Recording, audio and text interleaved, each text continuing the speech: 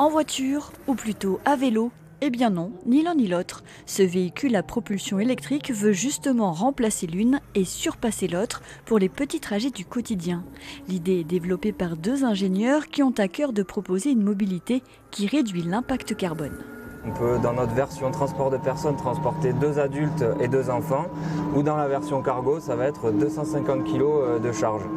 Et puis après, il y a la protection aux intempéries. On est protégé de la pluie et du soleil. On a travaillé un châssis avec 3 roues et du freinage régénératif qui en fait permet d'apporter de la sécurité au quotidien et de ne pas tomber. Ce projet fait partie des premiers lauréats choisis par la Luciole, un incubateur de la technopole Castres-Mazamet. Et au Salon de l'Agriculture, au final, il y a eu des contacts qui continuent. L'association accompagne les futurs entrepreneurs dans les innovations de développement durable. On accompagne sur tous les aspects du projet. On a un accompagnement fort sur l'innovation et donc le financement des innovations, accéder au financement pour les projets, mais aussi sur la stratégie, la commercialisation. Alors on réfléchit avec les projets, on fait aussi beaucoup de mise en relation avec les partenaires de notre réseau sur tous les aspects.